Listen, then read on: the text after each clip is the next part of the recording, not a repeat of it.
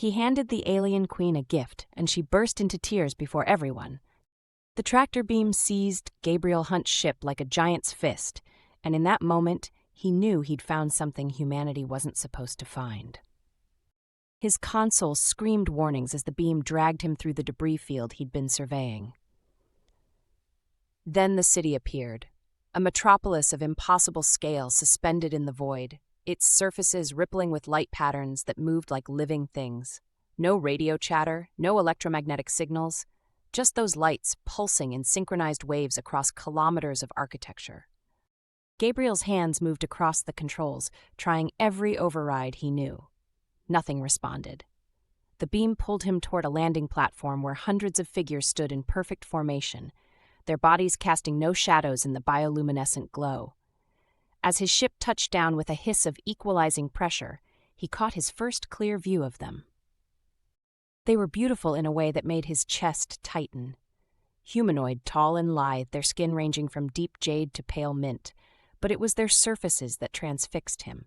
Patterns of light rippling across their bodies in complex cascades like aurora borealis made flesh.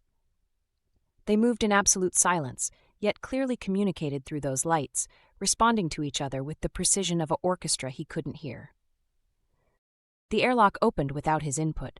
2 guards entered, their skin flashing urgent crimson patterns. They wore no weapons he could identify, but their presence made every instinct scream danger. One gestured, a sharp, commanding motion toward the exit.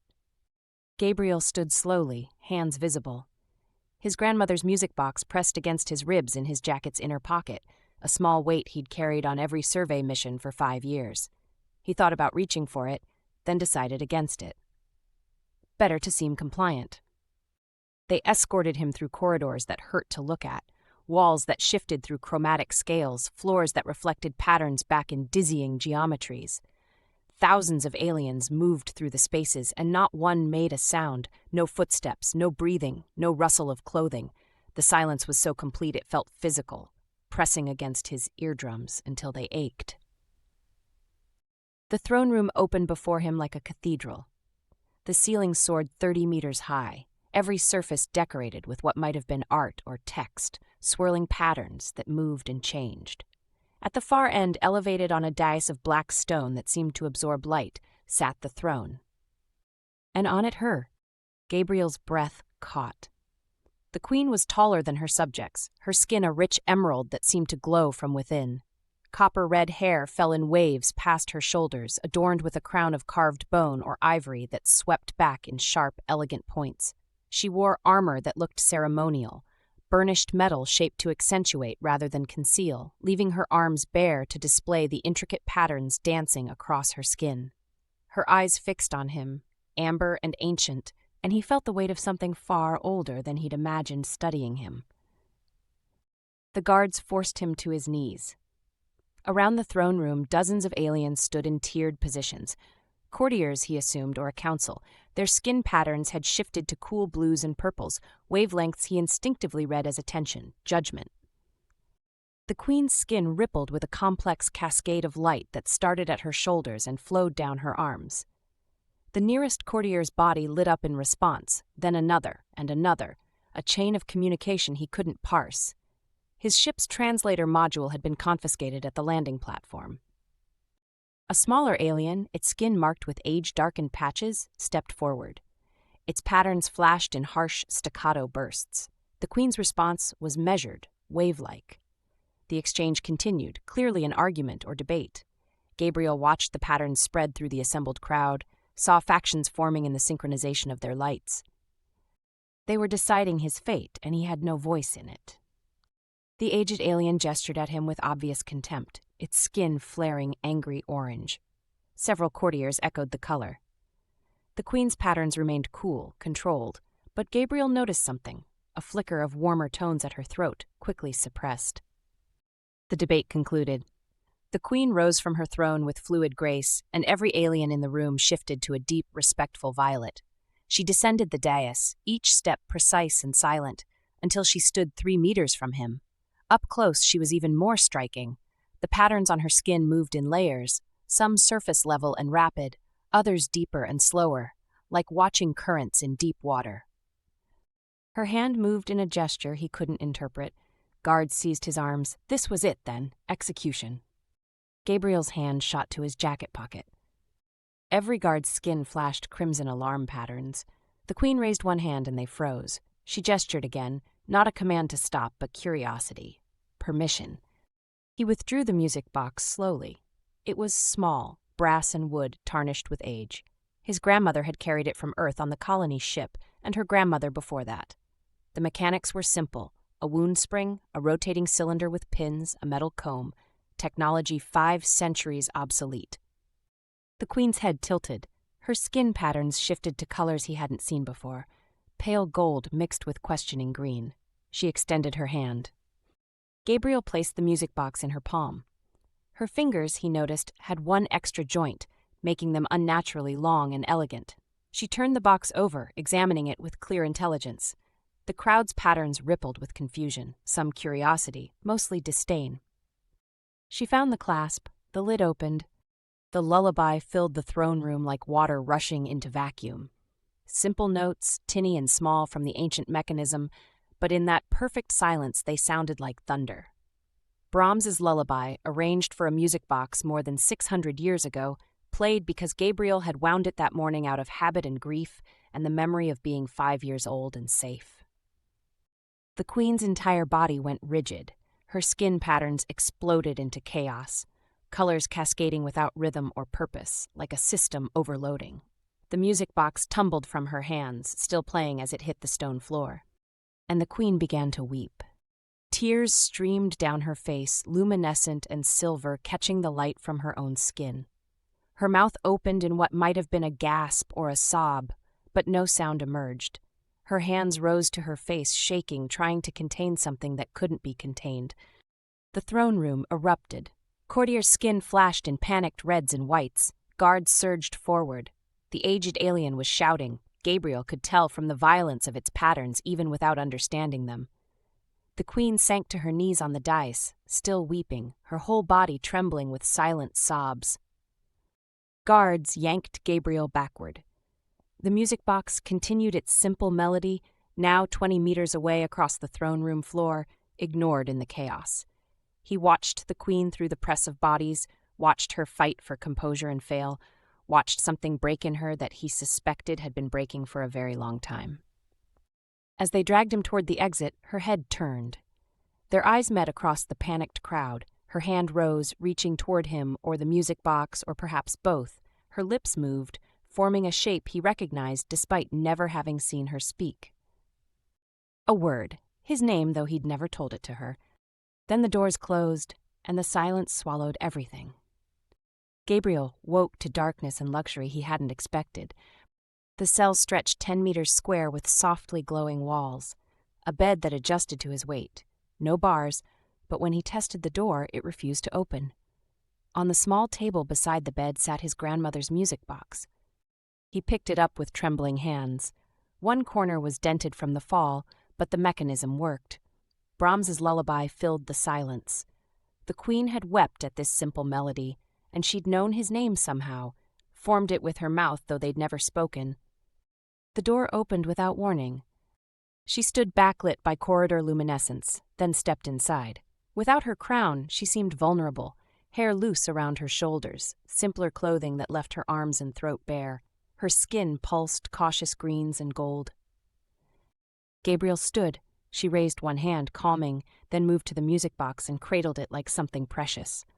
Her fingers traced the dented corner, patterns flickering with regret. She mimed opening the box, touched her chest. A question. You want to know what it is? Her pattern shifted to attentive yellow-green. Gabriel sat on the bed and patted the space beside him. She hesitated, then sat with careful distance between them. He opened the box. The lullaby began, and her patterns intensified immediately, colors bleeding together. It's called a music box. Music is organized sound. We use it to express feelings, to remember. She watched his mouth, head tilted. Her hand touched her own throat, asking about speech. Yes, that's my voice. Humans use sound to communicate. Her patterns pulsed faster. She touched her lips, experimenting, then gestured at her chest with flashing patterns before pointing at him.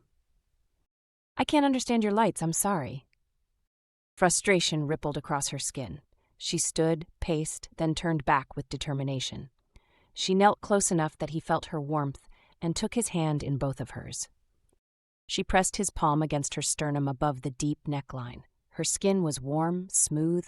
Beneath it, her heartbeat raced faster than human. Her patterns shifted under his hand. He could feel them, temperature variations matching the light. She guided his hand to her throat. Her mouth opened, lips formed shapes, throat muscles strained. No sound emerged, but he felt the effort, something preventing them from working. You can't make sounds, but you're trying. She held his hand between both of hers, her eyes locked with his, and slowly she mouthed a word. Gabriel. How do you know my name? She pointed at her temple, then at him, fingers spreading like rays of light. Not mind-reading. Something else. She could perceive something about him. She knelt and used her finger to trace glowing shapes on the floor. A figure that might be her, another him, radiating lines between them. Then a crowd of figures connected to each other. Finally a single figure, her, with lines reaching out but nothing returning. You're alone, you can sense everyone, but no one truly connects with you? She bowed her head. When she looked up, her eyes shimmered with tears she refused to let fall. Her hand pressed to her chest, reached toward him with such longing it made his throat tight. Gabriel pulled her to sit beside him, close enough that their legs touched. She stiffened but didn't pull away. Heat built where their skin made contact. The music box belonged to my grandmother. She played it when I was small and scared. It meant safety. Love. He opened it again. This sound is all I have left of her. Her hand covered his. Her patterns softened to gentle blues and purples. Grief, she understood. She leaned her head against his shoulder, body tense with the risk. They sat as the lullaby cycled through. When silence returned, she straightened and opened her mouth, lips moving carefully. Music. Yes. She tried another. Gabriel. And you are. She used her finger to write glowing traces on the floor. Elara. Elara, that's beautiful. She smiled, transforming from regal to radiant. Then her expression sobered. She stood, moved to the door. Her patterns flashed warning colors, reds and sharp whites. Danger, stay here. They were watching. Your council wants me dead. She nodded grimly, then made a protecting gesture toward him. But her patterns flickered with uncertainty. How long do I have? She held up fingers, formed a circle with her hands. 3 days, maybe 4. Not much time. She moved closer, took his face in her hands. The touch sent electricity down his spine. She pressed her forehead to his, patterns pulsing warm and urgent, then pulled back and mouthed, "Trust me." She left before he could respond. Gabriel sat in renewed silence, the music box warm in his hands, wondering how long since anyone had touched her with gentleness. He wound the music box and let it play. Somewhere in this silent empire she was listening. Elara came to him in the deep cycle when the palace lights dimmed to simulate night.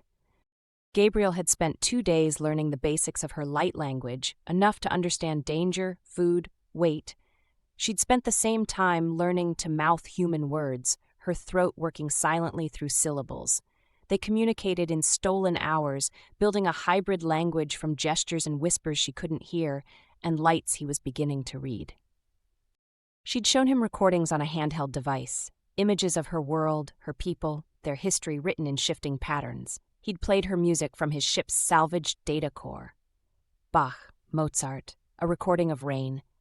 Each sound made her patterns flare with colors he'd learned meant wonder. Tonight she arrived agitated, her skin flashing urgent orange and red. What's wrong? Gabriel stood from the bed where he'd been studying light pattern grammar. She pulled him to the door, pressed his ear against it. Through the barrier came vibrations, footsteps, many of them, moving with purpose. Her patterns screamed warning.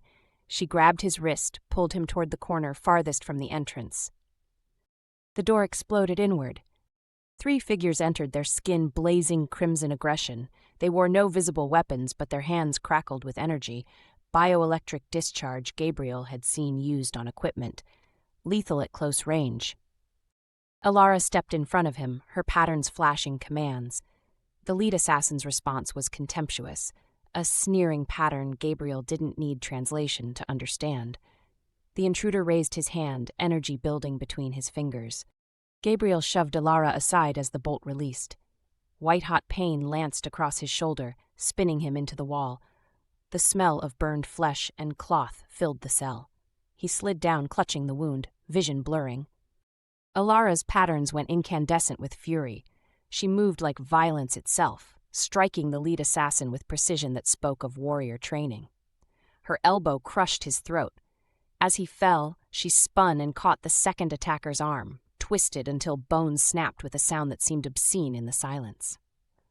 The third assassin raised both hands, building a charge that would kill them both.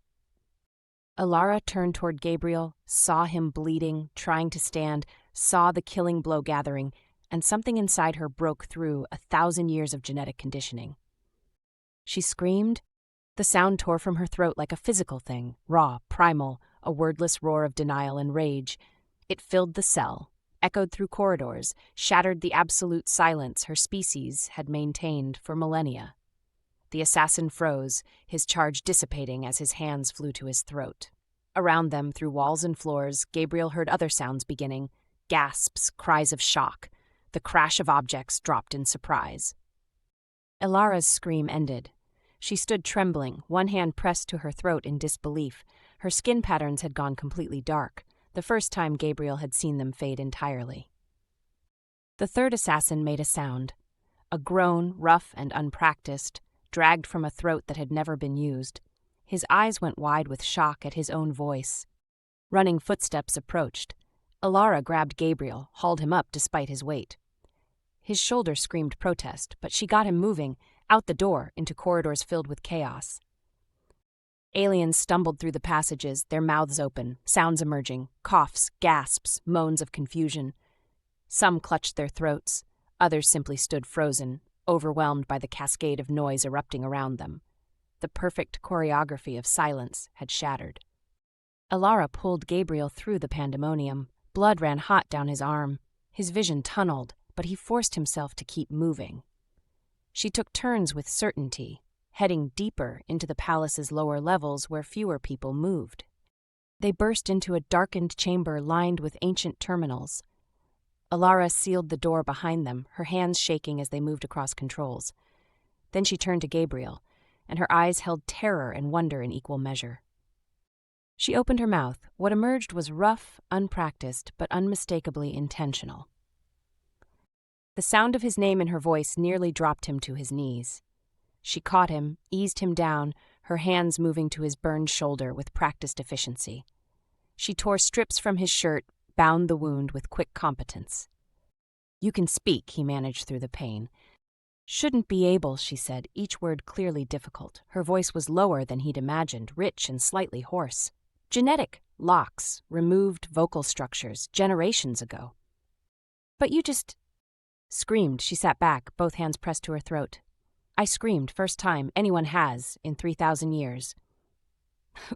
The door shuddered. Someone was trying to breach it. Elara moved to a terminal, her fingers flying across the interface. A holo display activated, showing what looked like historical records. "Need you to see," she said, gesturing him over.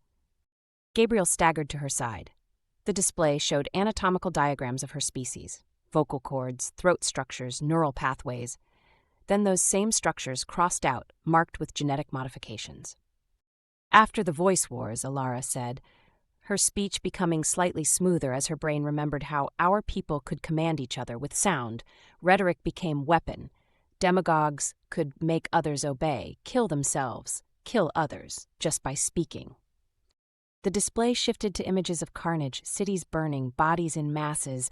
"So they removed our voices," she continued. "Genetic engineering. Every generation less able to speak, by my time couldn't make sounds at all, thought we were protecting ourselves." "But the cure was worse than the disease," Gabriel said. Lost everything, art, passion, individual expression. Her patterns flickered back to life, pulsing with anguish. Became perfect drones, following patterns, no dissent, no love. The ruling class liked it that way, easier to control, silent population. The door shuddered harder. Elara pulled up another file. This one showed genetic sequences, highlighted sections. The modification's not permanent. Dormant structures still there, just suppressed. Your music, something about the vibration started waking them, in me. Then my scream, triggered cascade in others who heard, started breaking suppression. The sound I heard in the corridors. Everyone near enough, regaining voices. She turned to him, her amber eyes fierce. This will destroy everything. The order, the peace. My people don't know how to handle sound anymore. Will be chaos, conflict, maybe war again. Or maybe freedom, Gabriel said. Footsteps outside multiplied. Voices, actual voices, rough and confused, called out in her language. Some sounded angry, others frightened. A different voice cut through the chaos, speaking with the authority of long practice. Elara, open this door. She went rigid. Aureus, my advisor, he knows about the voices, has known for centuries. Is he here to help or kill us? Don't know. The voice came again, stronger. I know you can hear me now, child. We need to talk. Both sides are mobilizing. You have minutes before this becomes a bloodbath. Elara looked at Gabriel. In her eyes, he saw the weight of choosing between preserving her culture's stability and giving her people back something essential they'd lost, between the peace of control and the chaos of freedom. He took her hand. Whatever you choose, I'm with you. She squeezed his fingers, then moved to the door controls. Her hand hovered over the release, and Gabriel saw her lips moving, practicing words she'd never been allowed to speak. The door opened. Aureus stood there, flanked by guards whose throats worked with involuntary sounds. The old advisor's skin was covered with age marks, but his voice was surprisingly smooth, like he'd been practicing in secret for years. So, Aureus said, looking between them, the truth is out. The question now is what we do about it. The conservatives want you both executed. The revolutionaries want to broadcast your scream across the empire. And I? He smiled thinly. I want to know if you're ready to start a revolution, Your Majesty. Elara's hand found Gabriel's wounded shoulder, steadied herself against him. When she spoke, her voice was clearer, stronger. Tell me everything, and then we decide. Aureus led them deeper into the palace's forgotten levels, while the empire tore itself apart above. The old advisor moved with surprising speed for his age, navigating passages Gabriel suspected few remembered existed. Behind them, the sounds of conflict grew, shouts and voices unpracticed and raw, the crash of equipment, running feet that no longer moved in synchronized silence.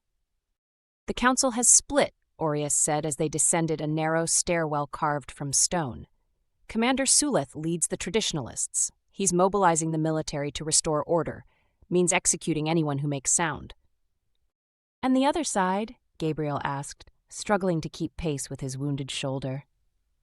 Reeve, young, angry, from the Undercity castes. He wants immediate change, broadcasting Elara's scream empire-wide, forcing everyone to regain their voices at once. Aureus glanced back. That would be catastrophic. Millions suddenly able to speak with no preparation, no context. Society would collapse. Elara's hand tightened on Gabriel's good arm. Her voice came clearer now, though still carefully formed. Both sides want us. Sulith to silence us, Reeve to use us. Which is why we're going somewhere neither can follow. They emerged into a vast chamber that took Gabriel's breath. The space stretched 100 meters in every direction, its walls covered in relief carvings of aliens with mouths open in song, in speech, in laughter. Instruments he didn't recognize were carved in careful detail. At the chamber's center stood an archway of black stone covered in glowing symbols. The old archive, Elara whispered, patterns flaring with recognition. I thought this was sealed, destroyed. Hidden, Aureus corrected, by those of us who believed someday someone would need the truth. He moved to the archway, pressed his palm against specific symbols in sequence. The air within the arch shimmered, became translucent. Everything our people were before the silencing, everything we lost. It's all in here. Footsteps echoed from multiple passages. Aureus turned, his expression grim. They've found us, both sides. I'll buy you time. He touched Elara's shoulder, a gesture of surprising tenderness. Learn the truth, then choose wisely, child. Come with us, she said. My place is here. I'm too old for revolution, too tired for war. But you, he looked at Gabriel, you showed her there was another way. Don't let that be wasted. Shouts grew closer. Aureus pulled a device from his robes, activated it. Energy barriers shimmered into existence across the passages. Go! Elara pulled Gabriel through the archway. The world twisted, compressed, then expanded into a space that shouldn't have existed within the palace's dimensions. They stood in what looked like a museum crossed with a library, row upon row of artifacts, terminals, displays stretching into darkness. Behind them the archway sealed. Through it Gabriel heard muffled sounds of fighting. Then silence. Elara stood frozen, staring at the collection surrounding them. Gabriel saw instruments, things like horns, drums, stringed devices, sculptures of aliens singing, paintings showing gatherings where mouths were open in speech, an entire culture preserved in secret.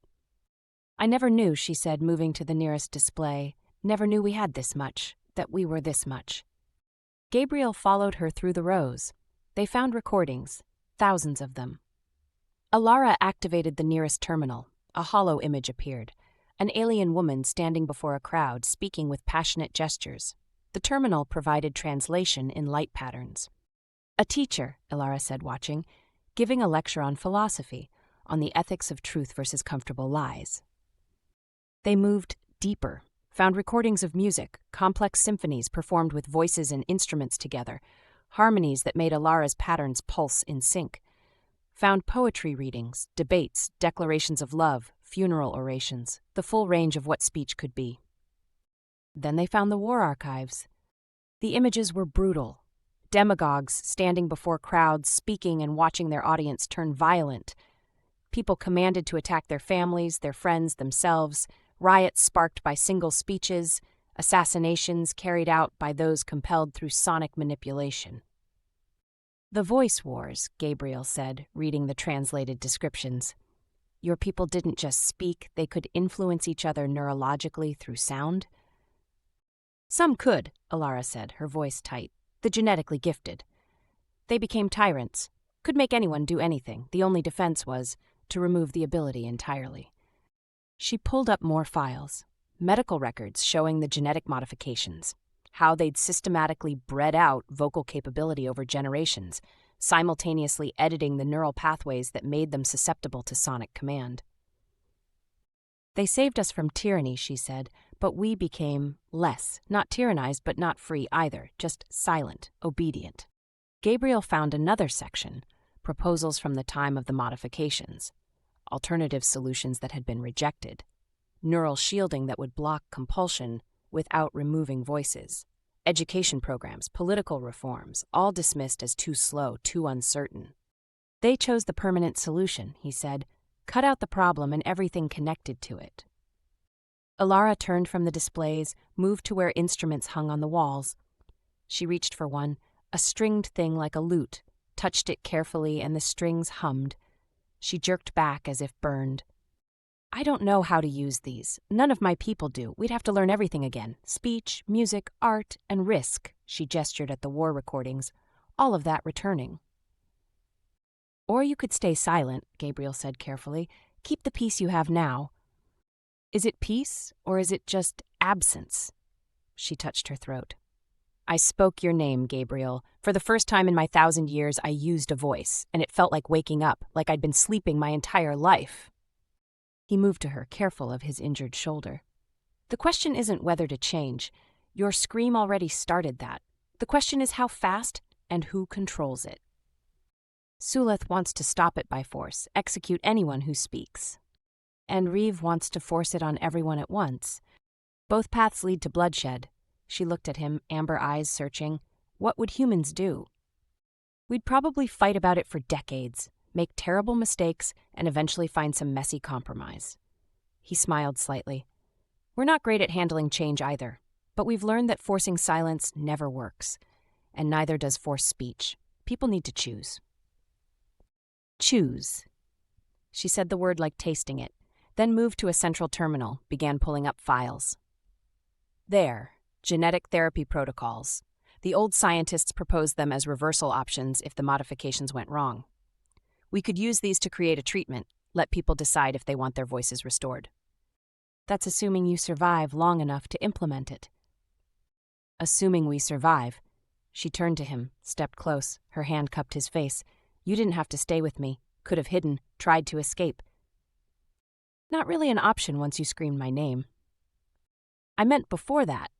In the cell. You could have stayed silent, let me handle it alone. Gabriel covered her hand with his. I gave you that music box because I thought beauty should be shared, not hidden. Same reason I'm here now. She kissed him. Not the careful, tentative touch of earlier explorations, but something fierce and desperate and real. Her body pressed against his, patterns flaring across her skin in colors he'd learned meant desire, need, connection. When she pulled back, they were both breathing hard. If we do this, she said, if we give people choice, everything changes. The empire as it exists ends. There will be conflict, possibly civil war. I'll lose my throne, might lose my life. I know. And you'll be trapped here. In the chaos, might die too. I know that as well. Her patterns pulsed steady, determined. Then let's give them the choice. Download these protocols. Get them to someone who can synthesize the treatment. Let every person decide for themselves if they want their voice back. Gabriel pulled her close, felt her heartbeat racing against his chest. We'll need to get past both armies first. I have an idea about that. She moved to a specific display case, opened it. Inside lay what looked like a horn made from bone and metal, its surface etched with intricate patterns. The voice of command, used by the ancient rulers, could compel obedience through pure sound. I thought you wanted to avoid that. I do. But Sulith won't hesitate to kill civilians to maintain silence, and Riev will force change on people not ready for it. We need to stop both of them long enough to offer the alternative. Can you use it? Don't know, never tried. She lifted the horn, felt its weight. But I have a voice now, and I've spent my whole life learning command. Worth attempting. The archive shuddered. Something was breaching the outer barriers. Elara grabbed a data core, downloaded the genetic protocols. Gabriel collected what recordings he could carry. They moved to the far end of the archive where another exit beckoned. Where does that lead, he asked. The Grand Amphitheater, where our ancestors performed before the silencing. If we're going to broadcast a choice, might as well do it from where voices were meant to be heard. They ran through the exit as the entrance exploded behind them. The passage climbed steeply, and Gabriel felt his wounded shoulder screaming protest. Elara supported him, practically carrying him the last stretch. They emerged onto a stage in darkness. Elara touched controls, and lights activated throughout the massive space. The amphitheater was stunning. Tiered seating that could hold thousands, acoustics designed to carry sound perfectly to every corner. And in the center, above the stage, a broadcast array that connected to the Empire's communication network. It's beautiful, Gabriel said. It's been empty for 3,000 years.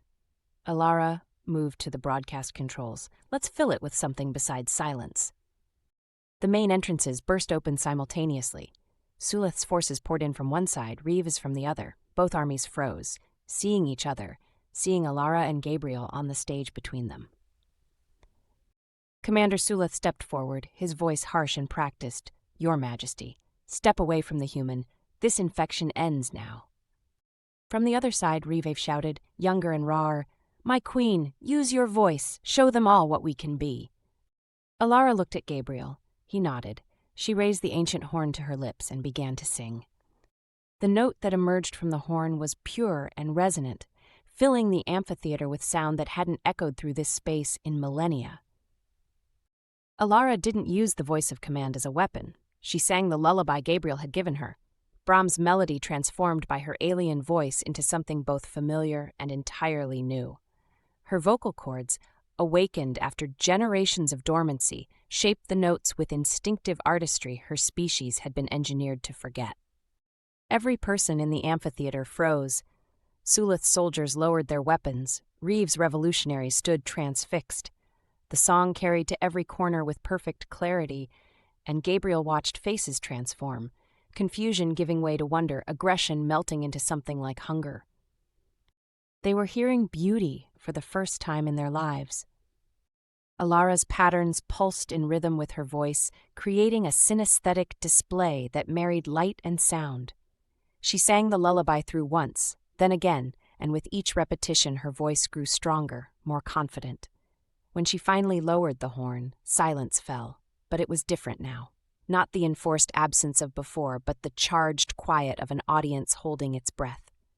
"My people," she said, her voice carrying through the amphitheater without amplification, "you've heard something forbidden, something our ancestors decided was too dangerous to exist. They were wrong, and they were right." She moved to the broadcast controls. Gabriel watched her activate the empire-wide network, watched screens throughout the amphitheater flicker to life. She was transmitting to millions. "I am Elara, and I have broken the oldest law of our kind. I have made sound, I have spoken, I have sung." Her hands moved across the controls, bringing up images from the archive. This is what we were: artists, speakers, teachers, people who expressed themselves through voice and instrument and song. We were beautiful. The images shifted to the voice wars, carnage and horror in stark detail. "This is why we silenced ourselves. Some of us could command through sound, could make others kill, die, obey without choice. The wars nearly destroyed us. So our ancestors removed our voices entirely, believing it was the only way to survive."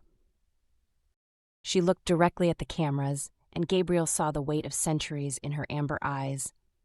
"They chose safety over freedom, silence over risk, and in doing so we became less than we were meant to be, not tyrannized but not truly alive. For 3,000 years we have existed in perfect, empty peace." Suleth's voice cut through the amphitheater. "And you would throw that away, risk everything our ancestors died to protect?" "I would give our people choice," Elara said, turning to face him.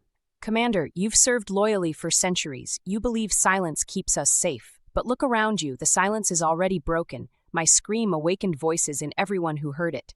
You can enforce quiet through violence, execute everyone who speaks, but the knowledge exists now. The capability exists. You cannot unmake it." "Then we're doomed," Suleth said, but Gabriel heard doubt in his voice. "No." Elara brought up the genetic protocols. These are therapies developed by the original scientists. Reversal treatments they created in case the modifications went wrong.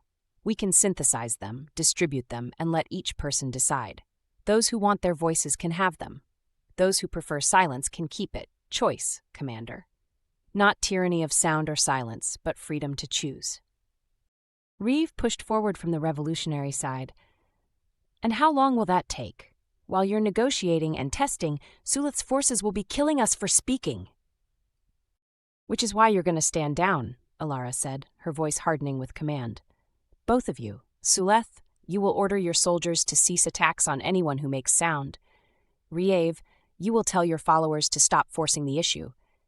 You'll give me time to synthesize the treatment and establish distribution." "And if we refuse?" Suleth asked. Elara lifted the voice of command horn again. "Then I'll use this as it was meant to be used. I'll compel you, both of you, your soldiers, everyone in range of this broadcast. I'll force peace through the very power you both fear." She paused, letting that sink in. "Or you can choose it yourselves. Prove that we're capable of more than our ancestors were, that we can handle the dangerous gift of voice without destroying ourselves." The amphitheater fell silent. Gabriel watched emotions play across 1,000 faces: fear, hope, uncertainty. He saw soldiers lower weapons fully, saw revolutionaries step back, saw the moment when collective violence became collective possibility. Suleth was the first to speak. His voice came rough, reluctant, but genuine. 3 days. You have 3 days to prove this can work. After that, if there's chaos, if the voice powers return, I will restore order, permanently." "Agreed," Elara turned to Reeve. "And you?" The young revolutionary's patterns flickered through rapid changes. Finally, 3 days. "But if you're lying, if this is just a way to maintain control, we'll finish what we started." "Fair enough." Elara lowered the horn, moved to the broadcast controls. "I'm transmitting the genetic protocols now. Every medical facility in the Empire will have them within the hour. Every person who wants treatment can receive it. Every person who doesn't can decline. In 3 days, we'll reconvene here and see what we've become." She deactivated the broadcast, and the screens went dark. The armies began withdrawing, slowly watching each other. Gabriel saw Aureus emerge from a side entrance, battered but alive, and make his way toward the stage. When the amphitheater had mostly cleared, Elara finally let herself collapse. Gabriel caught her, eased her down. Her patterns pulsed erratically, exhausted. "You did it," he said. "Did I? Or just delayed the inevitable?" She looked up at him. 3 days isn't long to transform a civilization. "It's enough to start." Aureus reached them, breathing hard. "The synthesis labs are already working. Initial reports suggest the treatment is stable. We'll have the first doses ready by tomorrow." "And the casualty count?" Elara asked quietly. 43 dead in the initial chaos, hundreds injured, could have been thousands. The old advisor sat heavily on the stage. "You saved lives today, Majesty, even if you don't feel like it." She shook her head. "I'm no one's majesty anymore. Once people have choice, they won't need a silent ruler." "They'll need someone," Aureus said, "just not the same kind of leader." Gabriel helped Elara stand. "Right now, you need rest and medical attention. We both do." They made their way to Aureus's chambers, one of the few places relatively secure. While the old advisor tended Gabriel's shoulder wound with proper medical equipment, Elara stood at the window overlooking the Empire's capital. Outside, the perfect silence had dissolved into uncertain noise. Voices calling out, some in fear, some in wonder, all of them learning what it meant to speak. "I hear them," she said softly. "All those voices, some angry, some joyful, all confused. We've given them something we don't know how to use anymore." Gabriel moved beside her, his shoulder now properly bandaged. "They'll figure it out. You figured out how to sing." "I had you to teach me," she turned to face him. "What happens after 3 days? If this works, if people choose voices, I won't be queen, won't have authority, won't even have a clear purpose." "What do you want to happen?" She touched his face, patterns pulsing warm amber. "I want to leave with you. Learn more about human music, see worlds that never silence themselves, maybe help my people understand what they're rediscovering." She paused. "Is that selfish, to abandon them now?" "It's human," Gabriel said, "which maybe your people need to learn too. That leaders are allowed to be people, to want things, to choose love over duty sometimes." "Love," she repeated, tasting the word. "Is that what this is?" "I think so. I'm not sure when it happened. Maybe when you first cried at a simple melody. Maybe when you touched my face and said my name. But yes, I love you." Elara kissed him, and this time there was no urgency, no desperation, just connection. Her hands slid into his hair, his good arm pulled her close. When they finally broke apart, both breathless, she rested her forehead against his. "I love you too," she whispered, in a language I just learned to speak. The 3 days passed in controlled chaos. The treatment worked. People who took it regained full vocal capability within hours. Roughly 60% of the population chose to take it. 40% opted to remain silent, at least for now. It created a strange hybrid society. Some speaking, some using light patterns, many trying to navigate both. There were incidents, arguments that escalated into violence. A few isolated cases where people discovered they had fragments of the old voice power and tried to use it. But Aureus's network of moderates kept order, and slowly, gradually, a new equilibrium began emerging. On the 3rd day, they reconvened in the amphitheater. Suleth and Riva stood on opposite sides of the stage, while Elara addressed a crowd that now filled half the massive space. "We've survived," she said simply. "Not perfectly, not without cost, but we've proven we can handle voices without destroying ourselves. That's enough for now."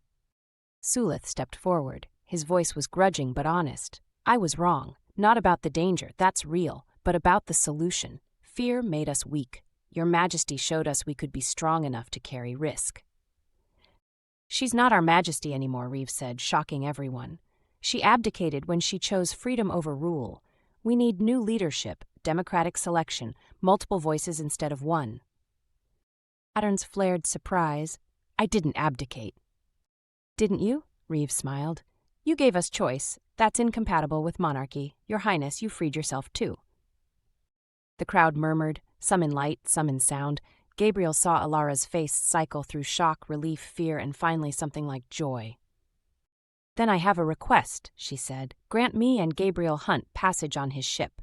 Let us leave as ambassadors to humanity, not as rulers."